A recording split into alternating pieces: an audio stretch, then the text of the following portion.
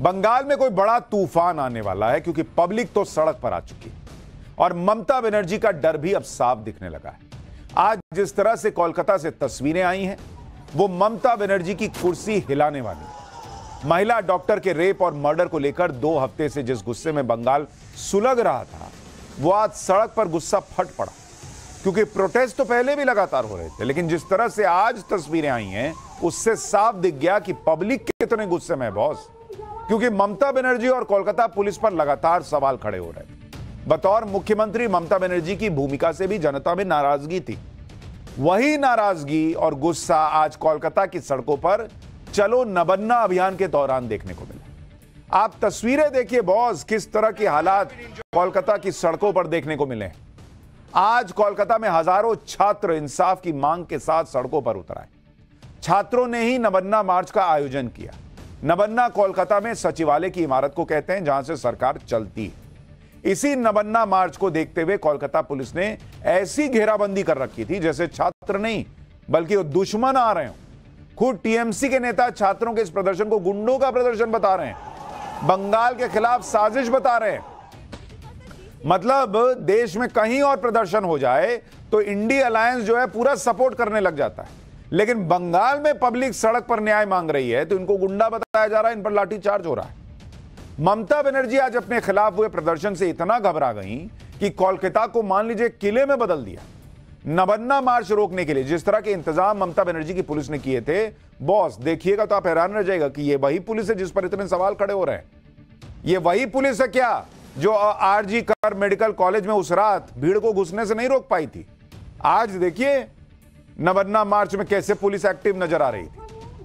आज कोलकाता की सड़कों पर क्या क्या हुआ उसकी एक एक तस्वीर आपको दिखाऊंगा, लेकिन पहले देख लीजिए कि किस तरह से छात्रों के प्रोटेस्ट से ममता सरकार घबरा गई है। क्योंकि इस वक्त एक बड़ी खबर आ रही है, छात्रों के प्रोटेस्ट पर कोलकाता पुलिस ने बड़ा एक्शन ले लिया है। कोलकाता पुलिस ने स्वतः संज्ञान लेते हुए 10 एफआईआर दर्ज कर ली है, जो कोलकाता के अलग अलग थानों में दर्ज की गई है। इसके अलावा पुलिस ने 100 से ज्यादा लोगों को हिरासत में लिया है। कोलकाता पुलिस ने कुछ लोगों की तस्वीरें भी जारी की हैं और जनता से इन लोगों को पहचानने की अपील भी की। ये वो कोलकाता पुलिस है जिस पर आरोप लगता रहा, जिस पर हाईकोर्ट से लेकर सुप्रीम कोर्ट प्रश्न पूछता रहा कि उस पीड़ित डॉक्टर, उस महिला डॉक्टर जिसका रेप और मर्डर हो गया, उस मामले में एफआईआर रात के 11 बजे क्यों हुई। तब स्वतः संज्ञान नहीं समझ में आ रहा था कि स्वतः संज्ञान लेके कर देते हैं एफआईआर दर्ज। कपिल सिब्बल कोर्ट में खड़े होकर बता रहे हैं कि पिता ने कब एफआईआर कराई, कॉलेज प्रशासन ने क्यों नहीं किया गया, यह प्रश्न पूछा गया। और यह एफआईआर जो स्वतः संज्ञान लेकर कोलकाता पुलिस कर रही है, उस दिन इनका स्वतः संज्ञान जो है वो स्वतः भाग गया था। बॉस, इस तरह के एक्शन से पब्लिक डर जाएगी। वो लोग डर जाएंगे जिनका आक्रोश आज कोलकाता की सड़क पर दिखा। आप देखिए ना बॉस, क्या तस्वीर है। प्रोटेस्ट में एक बुजुर्ग भगवाधारी बाबा हाथ में तिरंगा लेकर सामने आ गए। पुलिस वाटर कैनन छोड़ रही थी और पानी की तेज बौछार के सामने बाबा डट गए।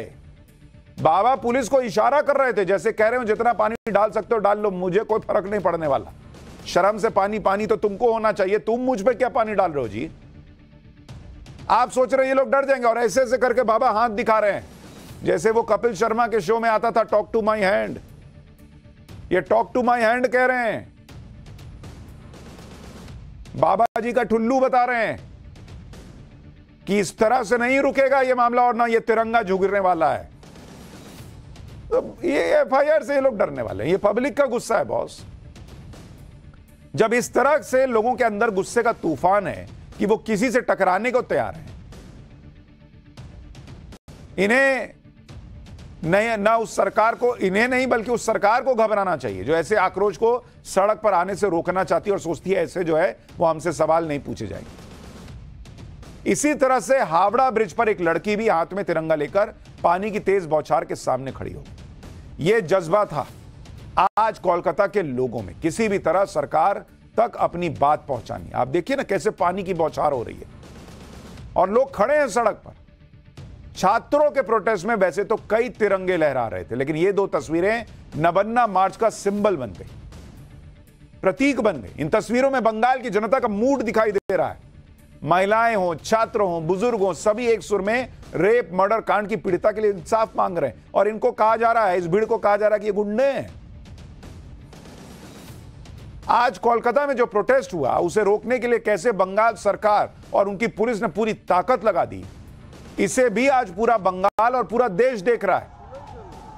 कोलकाता में 2 जगहों से मार्च शुरू होना था। इसको देखते हुए कोलकाता पुलिस ने पहले से ही पूरी तैयारी कर ली। छात्रों के नबन्ना मार्च को रोकने के लिए जगह जगह बैरिकेडिंग कर दी गई, राइट कंट्रोल पुलिस को तैनात किया गया, लेकिन पुलिस बैरिकेडिंग भी छात्रों को रोक नहीं पाई। छात्रों की भीड़ ने बैरिकेडिंग तोड़ दी और सचिवालय की तरफ जाने के लिए जैसे ही आगे बढ़े तो पुलिस ने लाठी चार्ज कर दिया। जरा एक बार तस्वीर देखिए वहां क्या माहौल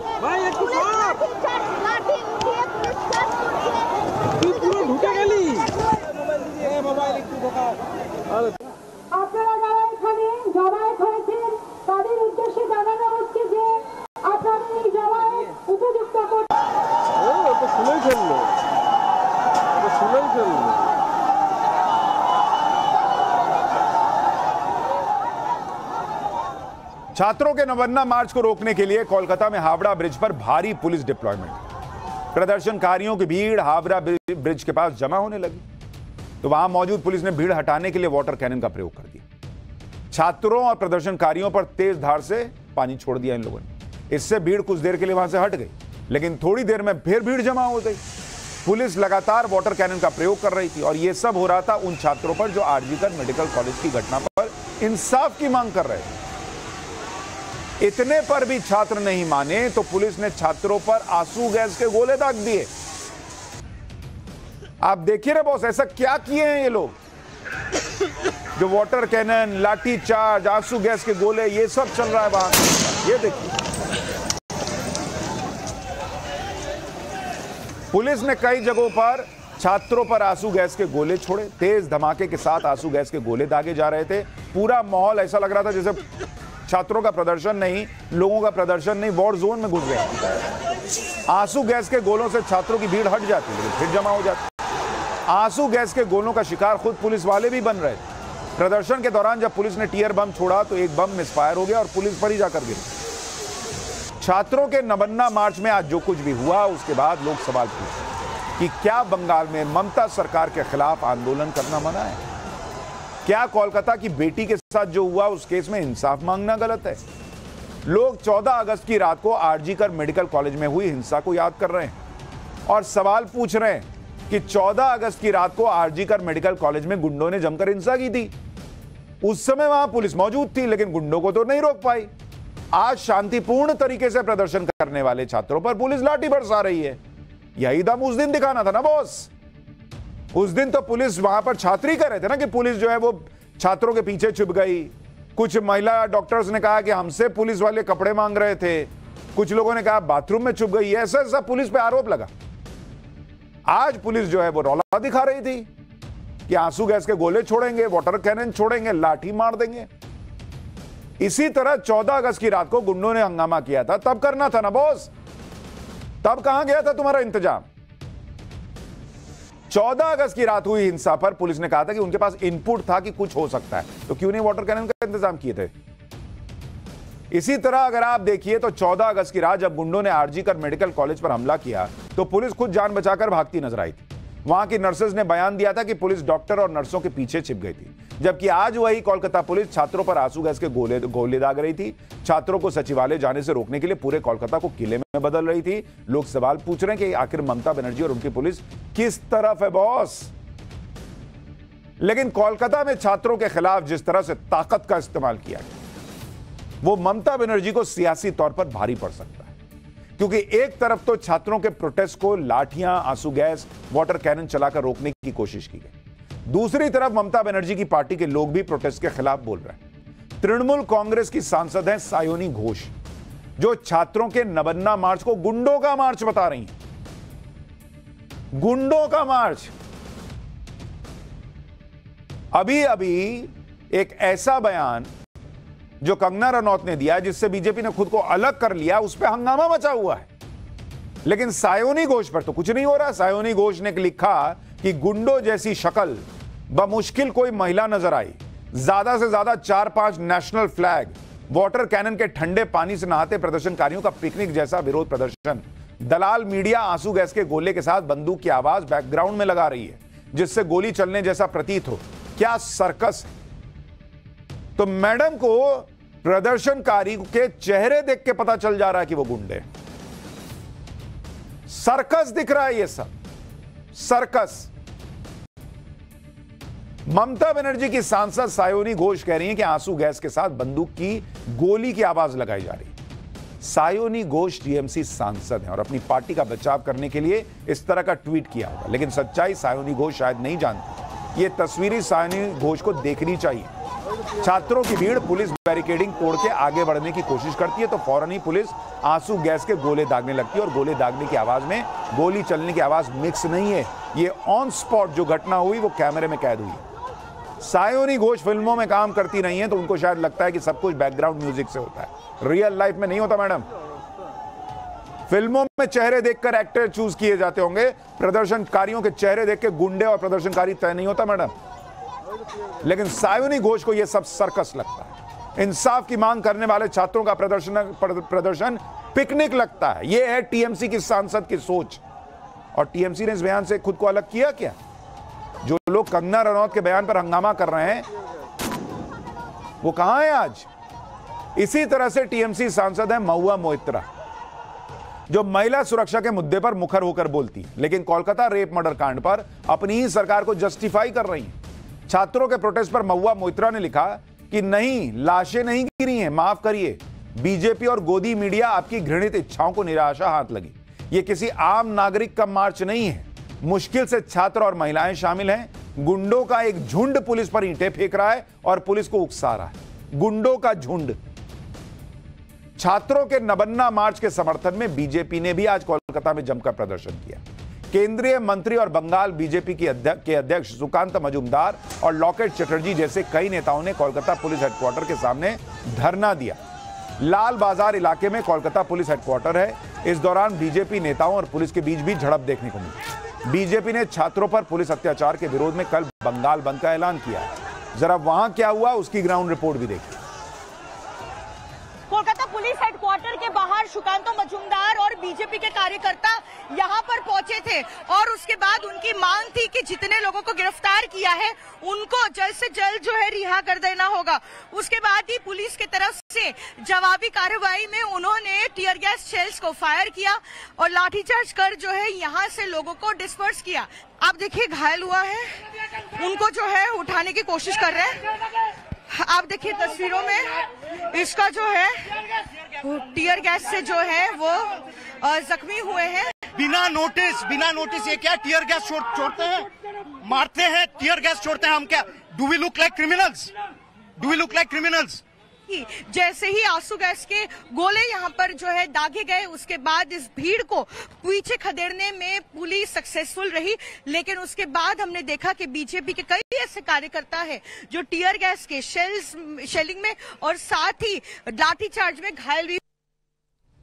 कोलकाता से लेकर दिल्ली तक बीजेपी ने ममता बनर्जी पर हमला किया। कोलकाता में बीजेपी ने प्रोटेस्ट किया तो उधर दिल्ली में भी बीजेपी ने प्रेस कॉन्फ्रेंस करके बंगाल के हालात पर निशाना साधा। बीजेपी ने आरोप लगाया कि ममता बनर्जी तानाशाही पर उतर आई, छात्रों पर लाठियां बरसाई जा रही। सुनिए बीजेपी नेता क्या कह रहे हैं। कि अगर देश में कहीं तानाशाह है, अगर देश में कहीं तानाशाह है तो वो तानाशाह ममता बनर्जी हैं। ममता बनर्जी बिल्कुल स्पष्टता से एक स्टैंड लेती है कि वो आरोपियों के साथ खड़ी रहेंगी, उनको संरक्षण देंगे। वहां फिर से पुलिस मुस्तैदी से खड़ी है।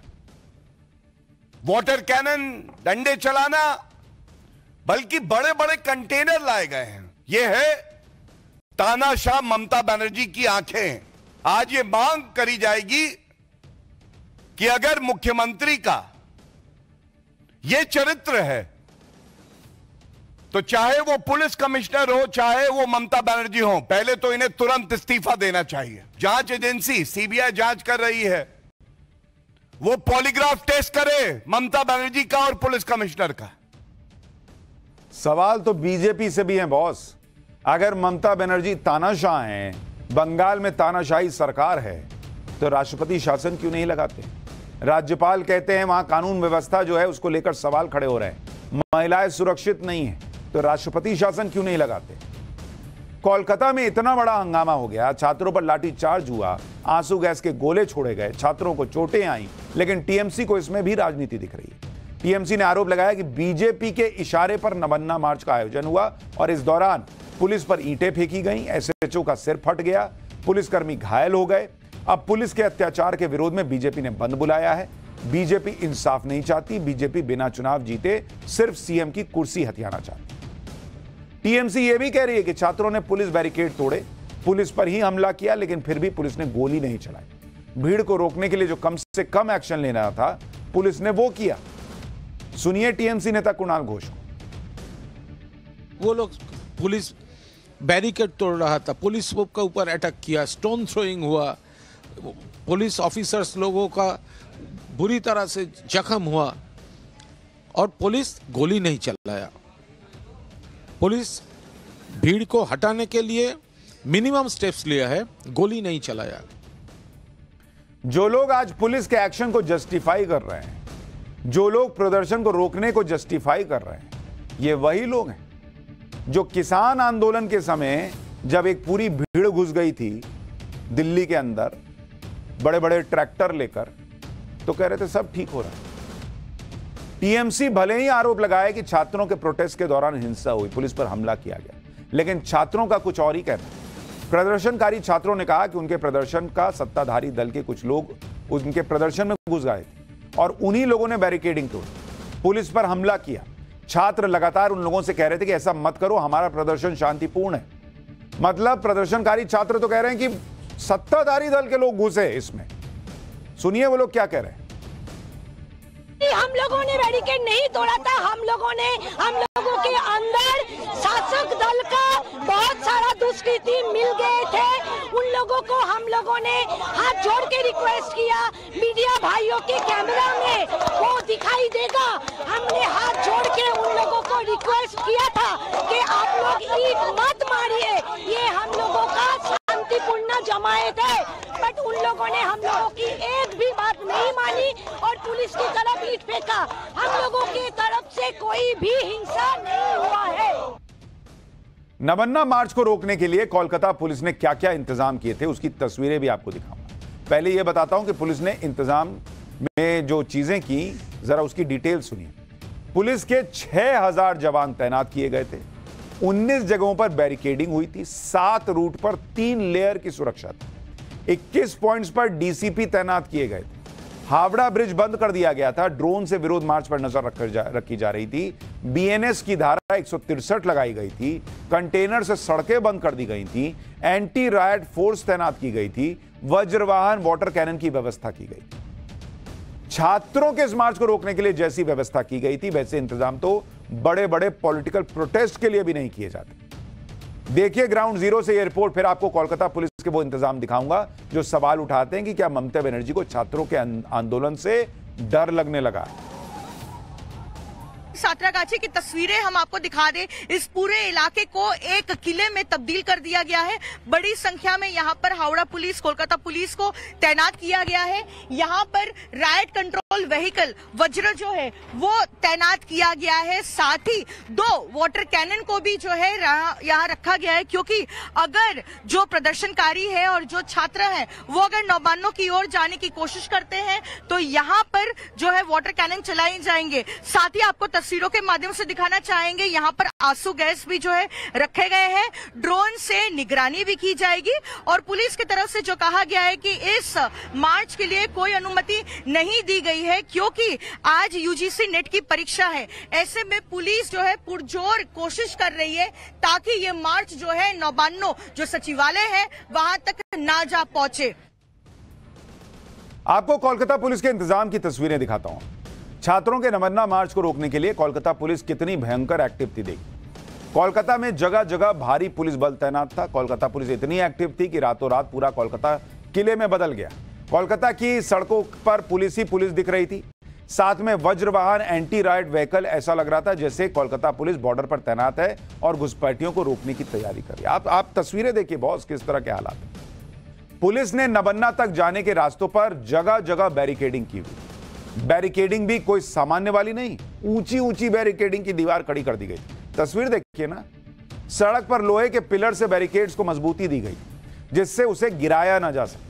छात्र बैरिकेड पर चढ़ ना सके, इसके लिए बैरिकेड्स पर ग्रीस और तेल लगा दिया गया जिससे बैरिकेड चिकने हो जाएंगे और छात्र उस पर चढ़ नहीं पाएंगे। बैरिकेडिंग को और मजबूत बनाने के लिए उसे वेल्डिंग से आपस में जोड़ा गया था, उस पर कटीले तार लगाए गए थे। इतना इंतजाम कोलकाता पुलिस ने आरजीकर मेडिकल कॉलेज में किया होता तो शायद 14 अगस्त की रात वहां गुंडों का हमला ना हो पाता। लेकिन आज देखिए बॉस क्या हालत है। बैरिकेडिंग के बाद भी पुलिस को संतोष नहीं हुआ तो सड़क पर बड़े बड़े कंटेनर रखे गए। कंटेनर कोलकाता की सड़कों पर रखे हुए नजर आए। ये तस्वीरें आप देखिए। सोचिए अगर यही सब किसी बीजेपी शासित राज्य में होता तो आज पूरा इंडी गठबंधन मोदी को तानाशाह के जुमलों के साथ हमलावर हो गया होता। लेकिन मामला ममता बनर्जी के राज्य का है तो पूरा इंडी गठबंधन खामोश है। कोलकाता की सड़कों को कंटेनर से जाम कर दिया गया, सड़कों के बीच में लोहे के बड़े बड़े पिलर गाड़ दिए गए सिर्फ इसलिए कि ममता बनर्जी के विरोध में छात्र प्रदर्शन न कर पाए। कोलकाता पुलिस ने जिस तरह से सड़क पर कंटेनर रखकर छात्रों को रोकने की कोशिश की, उसके बाद लोग इसकी तुलना पाकिस्तान से करने लगे। 2019 में इमरान खान के प्रोटेस्ट को रोकने के लिए पाकिस्तान में भी सड़कों पर कंटेनर रखे गए थे जिससे इमरान खान के समर्थक आगे न बढ़ सके। ठीक वैसे ही कंटेनर जब कल कोलकाता की सड़कों पर दिखे तो लोगों ने सोशल मीडिया पर पोस्ट करना शुरू किया कि यह क्या चल रहा है। कोलकाता रेप मर्डर कांड के विरोध में नबन्ना मार्च किसने बुलाया था, इसको लेकर अलग अलग थ्योरीज चल रही है। प्रदर्शनकारियों का कहना है कि यह छात्रों का मार्च है। पश्चिम बंगाल छात्र परिषद ने इसे आयोजित किया और सोशल मीडिया के जरिए इसके बारे में छात्रों को जानकारी दी गई। टीएमसी कह रही है कि नबन्ना मार्च बीजेपी ने आयोजित करवाया, जबकि बीजेपी का कहना है कि यह मार्च पूरी तरह से छात्रों का। ज्यादातर प्रदर्शनकारियों का यही कहना है कि यह छात्रों का मार्च है और इसमें किसी पॉलिटिकल पार्टी के लोग शामिल नहीं है। छात्रों की 3 मांग है। आरजीकर मेडिकल कॉलेज की पीड़िता को इंसाफ मिले, दोषी को फांसी की सजा दी जाए और ममता बनर्जी इस्तीफा दे। आरजीकर मेडिकल कॉलेज में डॉक्टर के रेप और मर्डर के मुद्दे पर कोलकाता में आज दिन भर हंगामा हुआ। इस केस में एक बड़ा अपडेट भी आया। कोलकाता पुलिस के एएसआई अनूप दत्ता का पॉलीग्राफ टेस्ट होगा, अब यह खबर आ रही है। टेस्ट के लिए सीबीआई ने कोर्ट से इजाजत मांगी थी। कोर्ट ने अनूप के पॉलीग्राफ टेस्ट की इजाजत दे दी है। आरोपी संजय रॉय का करीबी है अनूप दत्ता। ये जो आप तस्वीर में जिस शख्स को भागते हुए देख रहे हैं यही अनूप दत्ता है और ये आरोपी का करीबी बताया जाता है। तो अब इसका भी पॉलीग्राफ टेस्ट होगा। भागो, कहां भागोगे। कोलकाता रेप और मर्डर केस में अब तक 7 लोगों का पॉलीग्राफ टेस्ट हो चुका है। मुख्य आरोपी संजय रॉय, आरजीकर मेडिकल कॉलेज के पूर्व प्रिंसिपल संदीप घोष और 5 लोग। अब यह अनूप दत्ता का भी पॉलीग्राफ टेस्ट होगा। सीबीआई को उम्मीद है कि अनूप दत्ता के पॉलीग्राफ टेस्ट से घटना वाली रात का सच सामने आ सकता है। अनूप दत्ता इस केस में इतना महत्वपूर्ण क्यों है, यह भी जान लीजिए। अनूप दत्ता कोलकाता पुलिस में एएसआई है और घटना वाली रात संजय ने अनूप को 7 बार फोन किया था। मुख्य आरोपी संजय रॉय का करीबी है यह अनूप दत्ता और वारदात के बाद अनूप दत्ता के घर भी गया था संजय, ये कहा गया। अनूप दत्ता के घर पर ही वो आराम कर रहा था। संजय सीबीआई पता लगा रही है कि दोनों के बीच क्या बात हुई थी। क्या संजय रॉय ने अनूप को घटना के बारे में बताया था? क्या अनूप को पता था कि संजय ऐसा कुछ करने वाला है? ये सारी बातें सीबीआई ढूंढ रही है। जिस तरह से सीबीआई पॉलीग्राफ टेस्ट करा रही है, क्या ये कुछ बड़ा होने के संकेत हैं? क्योंकि सीबीआई पहले ही कह चुकी है कि इस केस में उसके पास बताने के लिए बहुत कुछ है। अनूप दत्ता कोलकाता पुलिस में एएसआई है और उसके पॉलीग्राफ टेस्ट में पुलिस की भूमिका को लेकर और खुलासे हो सकते हैं। यानी आने वाले समय में कोलकाता कांड पर ममता बनर्जी की मुश्किलें कम होने वाली तो नहीं दिख रही। लेकिन एक तरफ ममता बनर्जी मुख्यमंत्री और एक तरफ बीजेपी के वो 3 मुख्यमंत्री जो राहुल गांधी के नैरेटिव से लड़ रहे हैं। पाठशाला में अगली क्लास, राहुल गांधी के जाति कार्ड पर हिमंता, योगी और मोहन का हिंदुत्व वाला सॉलिड जवाब। हिमंता से लेकर योगी तक हिंदुत्व को खुला सपोर्ट ही क्या बांग्लादेश बनने से बचा पाएगा भारत को? अब इसका चार्ट।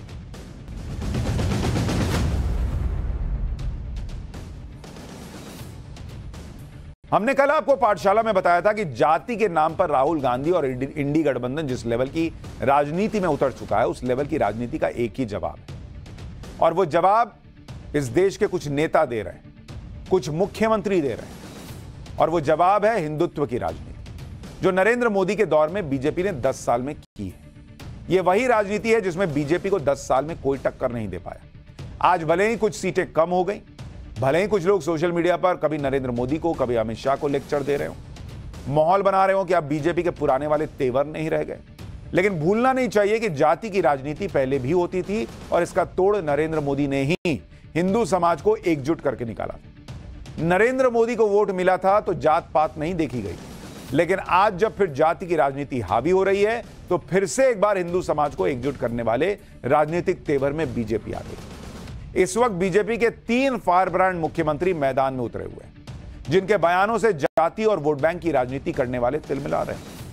अगर इंडी गठबंधन की कास्ट पॉलिटिक्स का झंडा राहुल गांधी और अखिलेश यादव ने उठाया हुआ है तो बीजेपी की तरफ से उसके 3 दमदार सीएम योगी आदित्यनाथ, मोहन यादव और हिमंता बिस्वा शर्मा तीनों हिंदुत्व की राजनीति को धार देने में लगे हुए हैं। आप देखिए पिछले कुछ दिनों में जितना मुखर तरीके से राहुल गांधी कास्ट पॉलिटिक्स का दांव चल रहे हैं, उतने ही मुखर होकर सीएम योगी, सीएम मोहन यादव और सीएम हिमंता बिस्वा शर्मा ये लोग हिंदुत्व की बात कर रहे हैं। राहुल गांधी कास्ट पॉलिटिक्स को लेकर जितनी आवाज ऊंची कर रहे हैं, उतना ही बीजेपी के इन तीनों सीएम ने हिंदुत्व, हिंदू समाज को एक करने और हिंदू हितों की आवाज ऊंची की। एक बार सुनिए पिछले कुछ दिनों से बीजेपी के ये तीनों सीएम फायर मोड में कैसे आ चुके हैं, फिर आगे की बात बताता हूं।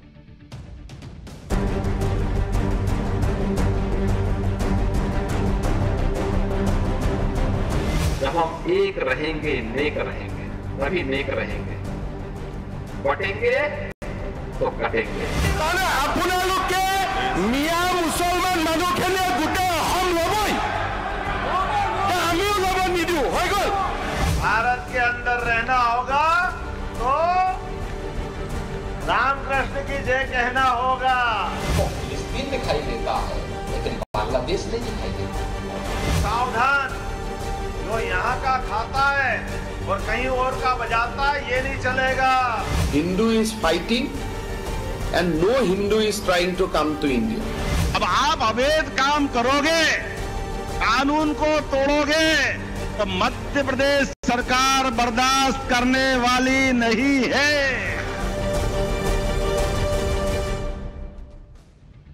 हिंदुत्व पर बीजेपी के इन तीनों सीएम के बयानों से इंडी गठबंधन में खलबली मची। योगी आदित्यनाथ और मोहन यादव को तो आपने कल सुना था। सबसे ताजा बयान आज असम के सीएम हिमंता बिस्वा शर्मा का आया है और वो आज विधानसभा में भड़क गए। साफ कह दिया कि वो असम पर मियां मुसलमानों का कब्जा नहीं होने देंगे। असम के सीएम का बयान सुनिए, बड़ी आग लगी है इस बयान के बाद। फिर आपको इस बयान की पूरी कहानी बताता हूं। अपना लोग के मियां मुसलमान मानो खेले गुटे हम लोगों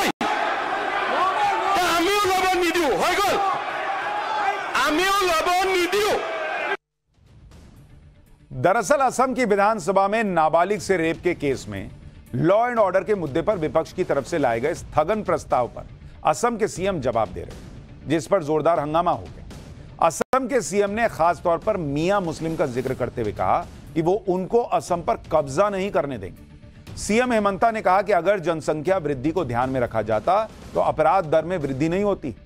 जब विपक्ष ने उन पर पक्षपात का आरोप लगाया तो हिमंता बिस्वा शर्मा ने पलटवार करते हुए कहा कि वो किसी एक का पक्ष लेंगे, इस पर विपक्ष क्या कर लेगा, बताओ क्या कर लोगे। ये इस तरह से उन्होंने जवाब दिया। हिमंता बिस्वा शर्मा ने कहा कि कांग्रेसी उन पर तुष्टीकरण का आरोप लगाते हैं, लेकिन सच सुन लीजिए, जब मुस्लिम बहुल क्षेत्र में एक मुसलमान हिंदू पर अत्याचार करता है और वहां के स्थानीय विपक्ष के विधायक पीड़ित परिवारजनों से मिलते भी नहीं, लेकिन उनके मंत्री पीड़ित से मिलने जाते हैं, यह हिमंता ने कहा। हिमंता ने जोर देकर कहा कि लोअर असम से लोग अपर असम क्यों जाएंगे ताकि मियां मुसलमान असम पर कब्जा कर सकें। हिमंता ने कहा कि वो ऐसा नहीं होने देंगे। अब मियां मुस्लिम से हिमंता बिस्वा शर्मा का मतलब क्या है, यह भी आपको जानना चाहिए। असम में बीजेपी सरकार बंगाली बोलने वाले मियां मुस्लिम और असमिया भाषा बोलने वाले स्वदेशी असमिया मुसलमान को अलग अलग मानती है। ऐसा माना जाता है कि बंगाली बोलने वाले मुस्लिम ईस्ट पाकिस्तान से आए हैं और ये मूल रूप से असम के नहीं हैं। ऐसा माना जाता है कि धीरे धीरे इनकी संख्या असम में इतनी बढ़ गई कि अब असम की 126 में से 30 विधानसभा सीटों पर निर्णायक भूमिका में। पिछले साल ही बीजेपी सरकार ने राज्य के स्वदेशी मुसलमानों की सामाजिक आर्थिक स्थिति जानने के लिए सर्वे कराने की बात कही। असम में मुस्लिम आबादी का बढ़ना एक बड़ा मुद्दा है। आरोप लगते हैं कि बॉर्डर स्टेट होने की वजह से पड़ोसी देश से मुस्लिम असम में आते हैं और यहां बस जाते हैं। असम में मुस्लिम वोटों की राजनीति करने वाली पार्टियों ने इन्हें अपना बड़ा वोट बैंक बना लिया है। हिमंता बिस्वा शर्मा की सरकार इसी पर फिल्टर लगाने की बात कहती है ताकि भारतीय मुसलमानों को बाहरी से अलग किया जा सके। लेकिन विपक्ष इसे बीजेपी की सांप्रदायिक राजनीति बताता है और आरोप लगाता है कि बीजेपी मुसलमानों को ही आपस में बांट रही है। असम में बदलती डेमोग्राफी और मुस्लिम आबादी को सीएम हिमंता बिस्वा शर्मा ने बड़ा मुद्दा बनाया हुआ है। हिमंता बिस्वा शर्मा का दावा है कि 2041 तक असम में मुस्लिम बहुसंख्यक हो जाएंगे। हिमंता का आरोप है कि असम के जनसंख्यिकी को बदलने के लिए और स्थानीय लोगों को अल्पसंख्यक बनाने के लिए एक राजनीतिक, आर्थिक और सामाजिक अतिक्रमण चल रहा है। हिमंता का दावा है कि राज्य में जो महिलाओं के खिलाफ अपराध हो रहे हैं वो भी अतिक्रमण की रणनीति का हिस्सा है। असम के सीएम का दावा है कि एक खास पैटर्न पर राज्य में लैंड जिहाद चल रहा है। एक गांव पहले 2 या 3 लोग आकर वहां बसते हैं, वो गांव में गाय काटकर खाने लगते हैं और ऐसे ऐसे काम करते हैं जिससे दूसरे समुदाय परेशान होकर गांव छोड़कर चले जाते हैं। ये असम के सीएम दावा कर रहे हैं।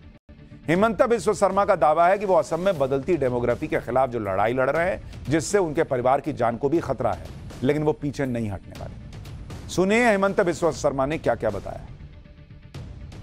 मैं क्या कर पाता हूँ, लोग तो माइनॉरिटी बन ही रहा है। अभी लैंड लॉस कुछ लाया हूँ प्रोटेक्ट करने के लिए। देखिए, एक कैंडल होता है, वो तो शुरू नहीं हो सकता है ना। मैं खुद जल सकता हूँ और जब तक जल के खत्म नहीं होता हूँ तब तक रोशनी दे सकता हूँ, लेकिन मैं तो कभी शुरू तो नहीं हो सकता हूँ ना। तो जितना मेरे से हो सकता है मैं कर रहा हूँ। काफी उसके लिए चैलेंजेस भी है, तकलीफ भी है, प्राइवेट पर्सनल काफी तकलीफ है। उसके लिए मेरा फैमिली सबको गाली देता है, लोग अपना भी तकलीफ हो रहा है, लेकिन सहन रहा हूं। हिमंता बिस्वा शर्मा की तरह यूपी के सीएम योगी आदित्यनाथ भी मुखर होकर हिंदुत्व की राजनीति कर रहे हैं। बांग्लादेश की बात करते हुए सीएम योगी ने देश के हिंदुओं से कड़वे शब्दों में साफ साफ कह दिया कि बटेंगे तो कटेंगे, एक रहेंगे तो नेक रहेंगे। सीएम योगी के इस बयान पर विपक्ष ने खूब हंगामा मचाया, लेकिन योगी आदित्यनाथ अपने बयान पर कायम है। उनको वो अनअपोलोजेटिक हैं, उनको नहीं लगता कि उन्होंने कुछ गलत कहा। उनको लग रहा है कि भाई हिंदू को बांटने का प्रयास हो रहा है और बटेंगे तो दिक्कत होगी। सुनिए योगी ने क्या कहा था जिस पर बड़ी आग लगी हुई। राष्ट्र से बढ़कर के कुछ नहीं हो सकता, कुछ नहीं हो सकता। और राष्ट्र तब सशक्त होगा जब हम एक रहेंगे, नेक रहेंगे, तभी नेक रहेंगे। बटेंगे तो कटेंगे। आप देख रहे हैं ना, बांग्लादेश में देख रहे हो ना, तो वो गलतियां यहां नहीं होनी चाहिए। बटेंगे तो कटेंगे, एक रहेंगे तो नेक रहेंगे, सुरक्षित रहेंगे और समृद्धि की पराकाष्ठा को पहुंचेंगे। हमें विकसित भारत की संकल्पना को साकार करने के लिए कार्य करना है। सीएम योगी कह रहे हैं कि हिंदू बटेंगे तो कटेंगे, तो एमपी के सीएम कह रहे हैं कि देश में रहना है तो रामकृष्ण की जय कहना होगा। जन्माष्टमी के मौके पर मोहन यादव ने क्या कहा था वो भी आपको याद दिलाता हूं, क्योंकि ये सारी बातें विपक्ष के खेमे में तो हड़कंप मचा रही हैं, लेकिन देश का एक बड़ा वर्ग ये कह रहा है कि ये बीजेपी की वो हिंदुत्व वाली पॉलिटिक्स है जिसने लोगों को बीजेपी से जोड़ा था। और आज बीजेपी के कई मुख्यमंत्री हिमंता, योगी और मोहन यादव खुलकर उसी हिंदुत्व की राजनीति कर रहे हैं। एक बार उनका बयान सुनिए, फिर इस बयान पर ओवैसी क्या कह रहे हैं वो भी सुनाता हूं। रहीम, रसखान यहां की माटी में अपने आप को जोड़ करके चले तो आज सदियों से उनका हम स्मरण करते हैं। लेकिन सावधान, जो यहां का खाता है और कहीं और का बजाता है, ये नहीं चलेगा। भारत के अंदर रहना होगा तो रामकृष्ण की जय कहना होगा। मोहन यादव के इस बयान पर भी जबरदस्त हंगामा हो रहा है। एआईएमआईएम अध्यक्ष असदुद्दीन ओवैसी तो उनके बयान से भड़के हुए हैं। सुनिए ओवैसी को। उनके बाप का तो नहीं खाते हम देश का है, देश हमारा है। अब वो ना किसी के घर से दे रहे हैं ना किसको कर रहे हैं। अब ये वो बता दें कि 10 साल में इस देश के 5% जनता के पास 60% दौलत कैसे आ गई, कैसे आगे बताइए। संविधान का डायरेक्टिव प्रिंसिपल है equal distribution of property. Resources, वो क्यों नहीं हो रहा है? तो आप तो सिर्फ चंद इंडस्ट्रियलिस्ट को ही खिला रहे हैं। आपको वो नहीं दिख रहा कि सबसे ज्यादा मेल नरिश स्टंटेड बच्चे भारत में हैं? क्या आपको नजर नहीं आ रहा कि करोड़ों लोग इस देश में भूखे सोते हैं? ओवैसी जैसे नेताओं की तिलमिलाहट से साफ है कि बीजेपी का तीर निशाने पर लगा है। वैसे यूपी के सीएम योगी आदित्यनाथ के साथ साथ इन दिनों एमपी के सीएम की भी खूब चर्चा हो रही है।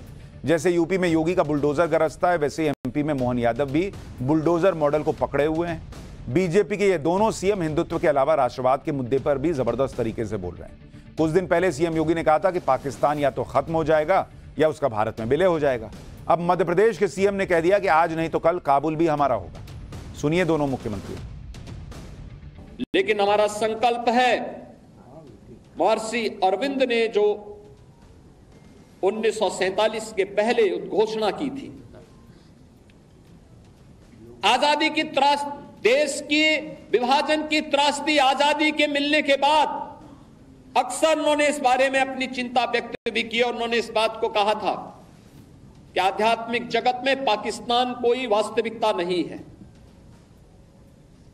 या तो उसका भारत में विलय होगा या पाकिस्तान इतिहास से समाप्त होगा, हमेशा के लिए समाप्त होगा। और मुझे जब बताया गया कि 60 से ज्यादा देशों पर हमारा अपना यहाँ का कृषि उत्पाद काबुली चना जाता है, काबुली नाम भले काबुल से होगा लेकिन वो तो इंदौरी चना है, हमारे लिए आनंद है इस बात।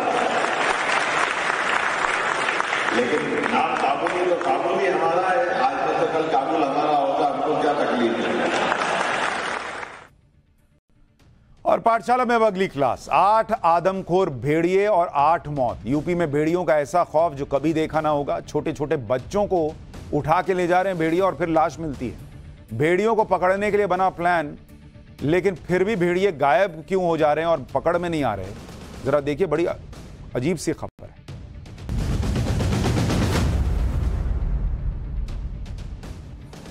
आज पाठशाला का यह चैप्टर थोड़ा अलग है। आपको भी लगेगा कि भेड़ियों की खबर हम क्यों बता रहे हैं, यह किस तरह की खबर है?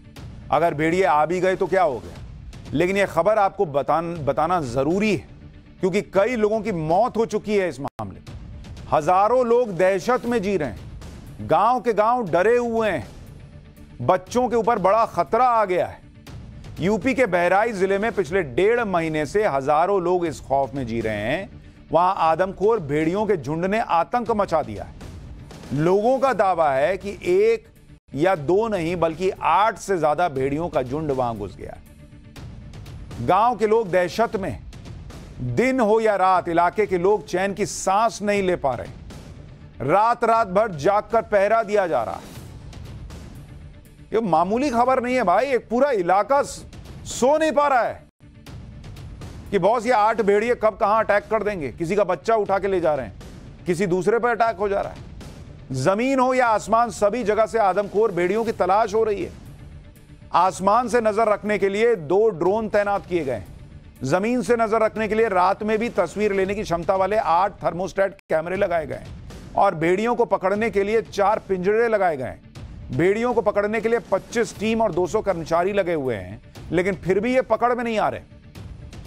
इसके अलावा गांव वाले भी अपने अपने हथियारों और लाठी डंडों की मदद से प्रशासन और वन विभाग की टीम की मदद में जुटे, लेकिन ये जो एरियल शॉट है आप देखिए, उसमें भेड़िए नजर आ रहे हैं। इलाके में आदमखोर भेड़ियों ने किस तरह दहशत फैलाई है, उस पर सबसे पहले ग्राउंड जीरो से हमारे सहयोगी की रिपोर्ट देखिए, फिर आपको बताऊंगा कि आदमखोर भेड़ियों ने जो आतंक मचाया वो लोगों को डरा क्यों रहा है, आखिर हुआ क्या है, उसकी डिटेल बताऊंगा। पहले ग्राउंड रिपोर्ट देखिए। ये ना तो देर रात को धान की रुपाई हो रही है, ना ईख की रखवाली हो रही है। दरअसल ये हो रही है अपनी जान की सुरक्षा की। गांव वाले भयभीत हैं क्योंकि बहराइच के गांव में भेड़िए का खौफ पसर गया है। और देखिए गांव वाले इकट्ठा होकर इस ईख के खेत में भेड़िए को खोज रहे हैं, क्योंकि अभी फोन के जरिए विधायक जी को सूचना मिली कि इस गांव में भेड़िया आ गया है। किसी ने फोन पे जानकारी दी, इसके बाद पूरे दलबल के साथ प्रशासन भी पहुंच गया, विधायक जी भी पहुंच गए और देखिए ईख में अब भेड़िए की तलाश की जा रही है। अभी विधायक जी फोन आया था हमारे सामने आपके पास और आप दलबल के साथ यहाँ पे पहुंच भी गए, तो क्या जानकारी, क्या अधिकारियों से क्या पता चला है, कहाँ ट्रेस हुआ था, किसने फोन किया था? नहीं, एक कार्यकर्ता ने फोन किया है अब उसने बताया है टीम वहां भेजी गई है। आप सोचिए, ऐसा आतंक है भेड़ियों का कि लोग सो नहीं पा रहे। खबर आ रही है कि वहां भेड़िया दिख गया है तो विधायक जी पहुंच गए बंदूक लेके भेड़िए को खुद मारने के लिए। असल में वन विभाग और प्रशासन की टीम भेड़ियों की उन तस्वीरों को देखने के बाद और चौकन्नी हो गई जब पहली बार ड्रोन कैमरे में आदमखोर भेड़ियों के एक झुंड की तस्वीर रिकॉर्ड हुई। इस वीडियो में 4 लंबे चौड़े खूंखार शिकारी जानवर भागते हुए दिखाई दिए। ये तस्वीर देखिए। इलाके के लोगों का दावा है कि ये उन्हीं आदमखोर भेड़ियों के झुंड में से 4 भेड़िए हैं जो पिछले 1.5 महीने से इलाके के लोगों को निशाना बना रहे हैं। पिछले 1.5 महीने में भेड़ियों के 38 से ज्यादा हमले हो चुके हैं। भेड़ियों के हमले में 8 लोगों की जान जा चुकी है, 30 से ज्यादा लोग घायल हुए हैं। आप सुनिए डिटेलिंग कि कैसे बच्चों तक को नहीं छोड़ रहे ये भेड़िए। बीती रात आदमखोर भेड़िए ने 5 साल के बच्चे को अपना शिकार बनाया, 5 साल का बच्चा। इसी तरह 26 जुलाई को मां के साथ 3 साल की बच्ची सो रही थी, भेड़िया उसको उठा के ले गया। अगले दिन गांव से कुछ दूरी पर गन्ने के खेत में बच्ची का शव मिला। 26 अगस्त को मां के बगल में सो रहे मासूम को भेड़िया उठा ले गया। भेड़िए ने बच्चे के सिर को धड़ से अलग कर दिया था। 25 अगस्त को घर के बरामदे में सो रही महिला पर भेड़िया ने हमला किया। इलाज के दौरान महिला की मौत हो गई। 21 अगस्त परिवार के साथ सो रही बच्ची को भेड़िए ने शिकार बनाया। घर से करीब 1 किलोमीटर की दूरी पर बच्ची का शव मिला। 17 अगस्त मां के साथ सो रही 4 साल की बच्ची को भेड़िया उठा ले गया। अगले दिन गांव के पास शव मिला। 3 अगस्त घर के बरामदे में सो रहे 8 साल के बच्चे को भेड़िया उठा ले गया। अगले दिन खेत में शव मिला। आप देख रहे हैं ये खौफ ऐसे ही नहीं है पिछले इतने दिनों में, और खास करके बच्चों को उठा के ले जा रहे हैं। क्या बच्चे जो है उतना भारी वजन नहीं होता, तो उसको पकड़ा, उठा के लेके भाग गए, बाद में डेड बॉडी मिल रही है बच्चों। गांव वालों का दावा है कि कई बार तो आदमखोर भेड़िया घर के अंदर घुसकर परिवार के बीच से बच्चों को उठाकर ले गया है। ऐसे एक पीड़ित परिवार की आप बीती सुनिए आप। यह पर वो चुप्पे चला गया तो दीवार के लाइन लाए हुआ तीसरी खटिया पर चला गया। 3 खटिया अंदर रहा, ठीक है, तो तीसरी खटिया पर पहुंचा। बस हमारे भैया के ऐसे मुंह पकड़ ले। अच्छा, मुंह पकड़ के यहाँ तक आवाज सुनिया तो ये तो बच्चा चीखा होगा तब? कुछ नहीं, एक शब्द कोनो न चीखा न रोए पैसो। जब इधर से वो निकल के दावन आए पैसे तो हिया से कूदा। हाँ। तो वो भैया ठाड़ है जहाँ हुआ गिरा घड़ाम दे, मतलब लंबी छलांग लगाई उसने। छलांग हिया से वो दरवाजे फिर से हुआ कूदेगा, ठीक है। तो हम कहा ये इतने जोर से कूदा का आया है तो इनके पर। तब आप जाग गए? हाँ, तुरंत हम जागे ना, हमारे मेहरुए जागे, कहीं न कि ये लइका। भेड़िए के हमले ने लोगों की नींद उड़ा दी है, क्योंकि रात के अंधेरे में ही भेड़िए ने गांव के लोगों को शिकार बनाया। इसलिए अब लोग रात भर जागकर गश्त कर रहे हैं। हाथों में लाठी डंडे लेकर लोग रात के अंधेरे में खेतों के पास पहरा देने को मजबूर हैं। खुद इलाके के विधायक राइफल हाथ में लेकर लोगों का हौसला बढ़ाते नजर आ रहे हैं। ये देखिए, लोग खेतों के पास हल्ला मचा रहे हैं ताकि भेड़ियों के झुंड को गांव से दूर भगाया जा सके। सुनिए वहां क्या हालत है।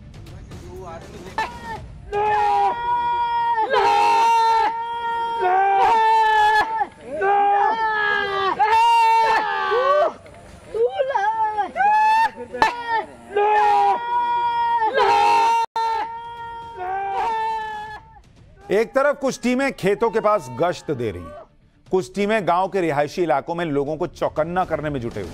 वो भी तस्वीर देखिए। जागते रहो, जागते रहो, जागते रहो, जागते रहो, जागते रहो, जागते रहो, जागते रहो, जागते रहो। अब आप मैप के जरिए ये भी देख लीजिए कि बहराइच के किस इलाके में आदमखोर भेड़ियों ने आतंक मचाया। बहराइच की महसी तहसील के 33 गांव में खौफ का माहौल है। इन गांव में करीब 50,000 की आबादी रहती है। ये लोग पिछले 45 दिन यानी करीब 1.5 महीने से आदमखोर भेड़ियों के खौफ में जी रहे हैं। ज्यादातर गांव घाघरा नदी के किनारे बसे हैं। अब नदी के किनारे जंगल झाड़ियां हैं, इन्हीं में भेड़िए जाके छुप जा रहे हैं। हालांकि रेस्क्यू ऑपरेशन में जुटी वन विभाग की टीम ने दावा किया है कि अब तक 3 भेड़ियों को पकड़ा जा चुका है, लेकिन इलाके में अब भी 4 भेड़ियों के मौजूद होने की आशंका जताई जा रही है। रेस्क्यू ऑपरेशन में जुटी वन विभाग की टीम को भी सुनिए। तो मैं आपको बताना चाहूंगी कि 3 भेड़िए हम लोग पकड़ चुके हैं और 3 और भेड़िए हैं जो कि हम लोगों ने लोकेट किए हुए हैं, उसको भी बहुत जल्दी हम पकड़ लेंगे। और पब्लिक अवेयरनेस का जो कार्यक्रम है वहाँ पे हमारे जो ऑफिसर्स हैं, हमारे कंजर्वेटर, हमारे डीएफओस, हमारी पूरी टीम लग करके पब्लिक अवेयरनेस की कार्यक्रम यहाँ पे चला रही है। एक तरफ भेड़ियों को पकड़ने के लिए वन विभाग की टीम को कॉम्बिंग ऑपरेशन चलाना पड़ रहा है, तो दूसरी तरफ लाउड स्पीकर की मदद से अनाउंसमेंट किया जा रहा है, लोगों को भेड़ियों के हमले से बचने के लिए जागरूक किया जा रहा है। अच्छा, अगर आप बड़े शहरों में अपार्टमेंट में रह रहे हैं, आपको नहीं समझ में आएगा एक बारगी में कि भाई ये क्या चल रहा है, लेकिन जिनके बच्चे उठा लिए गए, जिनके बच्चों की लाश मिली, भेड़िया उठाकर ले गया, जिनके घर ऐसे हैं कि आसपास खेत है, उनको तो डर लगेगा ना बॉस कि कहां है, कब रात में आ जाएगा, क्या करेगा। उनकी हालत सोचिए। ग्राउंड जीरो से हमारे सहयोगी की रिपोर्ट देखिए आप।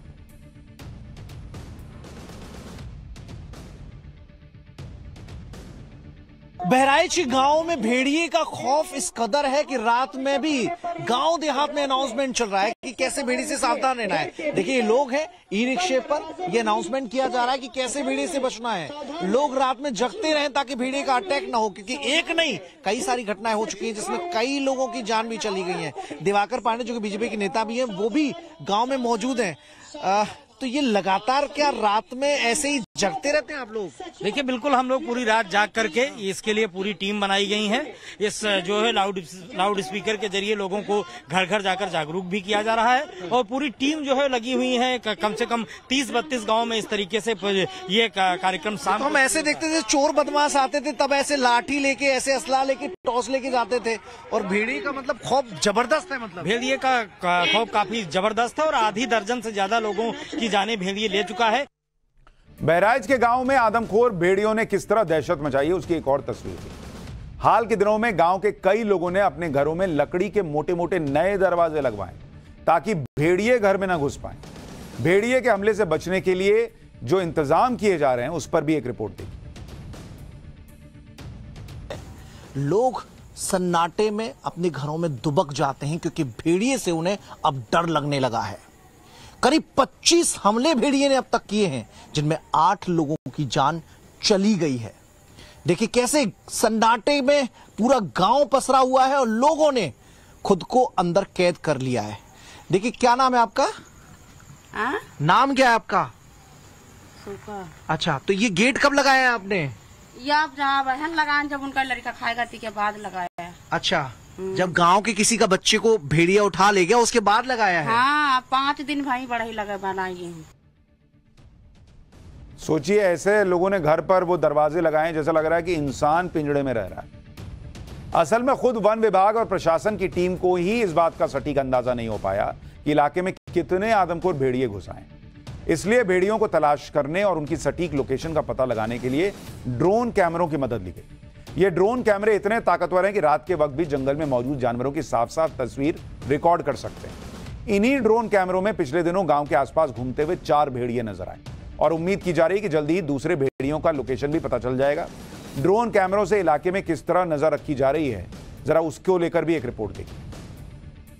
ड्रोन के जरिए भेड़िए को देर रात को खोजने की कोशिश हो रही है। देखिए, रेंजर मौजूद है और 2 जो फॉरेस्ट डिपार्टमेंट के जवान है वो भी मौजूद है। ड्रोन के जरिए पूरे इलाके में भेड़िए की खोज की जा रही है कि भेड़िया छिपा आखिर बैठा कहां है। देर रात को वो हमला करता है तो आसपास के गांव में जो बड़ी बड़ी ईख है वहां पर वो हो सकता है, और यहीं पर बीते रोज उसकी लोकेशन देखी भी गई थी, स्पॉट किया गया था, और अब दोबारा ड्रोन लगाया जा रहा है। और देखिए, जो ग्रामीण डरे हुए हैं उनके डर को दूर कर, और इसलिए हमने कहा कि ये चैप्टर आपको देखना चाहिए कि कैसे हालात इस वक्त वहां बहराइच के आसपास बने हुए।